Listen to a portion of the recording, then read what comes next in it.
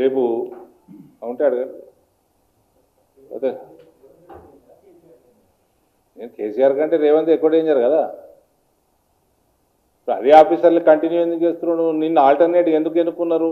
నువ్వు కేసీఆర్ చేసిన మొత్తం కరప్షన్ అంతా బయట పెడతావు, వాళ్ళకి తగిన గుణపాఠం నేర్పుతావు. నీ కింద కూడా ఏజెన్సీలు ఉన్నాయి, ఎంక్వైరీ ఇన్వెస్టిగేషన్ ఏజెన్సీలు ఉన్నాయి, వాళ్ళ ఫ్రీ హ్యాండ్ ఇస్తావు. దీనికంటే ఓపెన్ ఈ దొంగతనం ఏముంటుంది? దీనికంటే పెద్ద దొంగతనం కావాలా మీకు? ఇక ఇంత కుల్లంకుల్ల నీ ప్రభుత్వం ఏం చేస్తున్నది 15 ఏళ్ళ నుంచి? అటువంటి ఆఫీసర్లు ఎందుకు కంటిన్యూ అవుతున్నారు? ఒళ్ళు బాగా కొవ్వెక్కితే ఇటువంటి వస్తాయి జవాబులు. ఒళ్ళు బాగా కొవ్వెక్కితే వస్తాయి. ఫ్రీగా పైసలు వస్తే ఇట్లా ఒళ్ళు కొవ్వెక్కుతాయి. కష్టపడి పైసలు సంపాదిస్తే కొవ్వెక్కది ఇట్లా. నేను బ్యూటీ పార్లర్లు పెట్టి 100 కోట్లు సంపాదించిన అంటే నమ్మొచ్చా? ఉద్యోగం చేసుకొని నేను 1000 కోట్లు సంపాదించినట్టే నమ్మొచ్చా?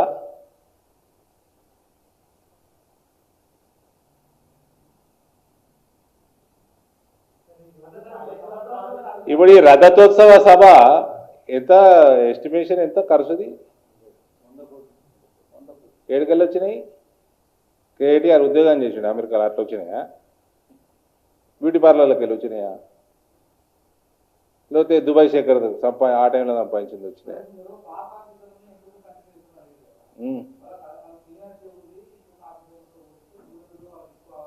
నువ్వు ఎంక్వైరీ చేస్తే సీనియారిటీ సంగతి తెలుస్తుంది ఫస్ట్.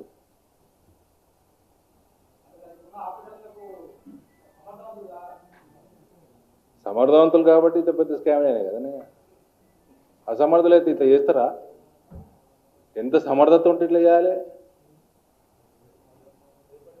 మితిమీరిన సమర్థత ఇది. ఉత్తమ్ కుమార్ రెడ్డి కంటే కేసీఆర్కి దగ్గరైన మిత్రుడు ఎవ్వరు లేరు. Is the closest friend. నా ప్రీవియస్ ప్రెస్ మీటింగ్లో కూడా చెప్పిన మేము, టికెట్లు మొత్తం 2018 కాంగ్రెస్వి కేసీఆరే డిస్ట్రిబ్యూట్ చేశాడు.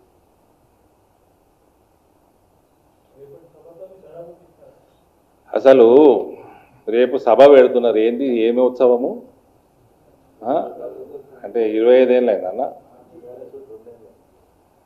సరే ఇప్పుడు బీఆర్ఎస్ పెట్టి 2 ఏళ్ళైనా నువ్వు అంటున్నావు. ఆయన కొడుకు ఆ కేసీఆర్ గదముక్కొని బిడ్డ కంటే ఎక్కువ తెలుసు నాకు వాళ్ళ పార్టీ. వాళ్ళు పెట్టినప్పటి నుంచి 2000 ఎప్పుడో ఒకట్లో పెట్టిందన్న.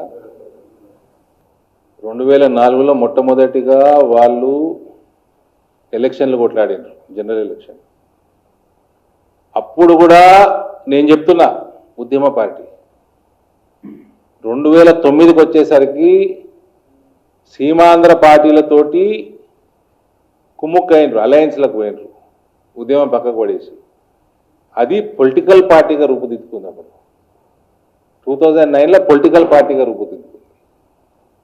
2014లో పవర్లకు వచ్చిండ్రు, అప్పుడు private limited కంపెనీగా రూపుదిద్దుకుంది.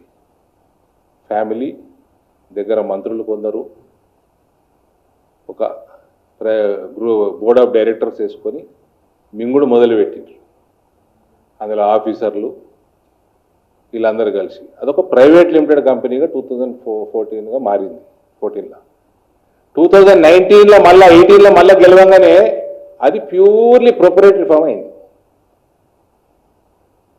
Purely proprietary firm, only family members, father son daughter.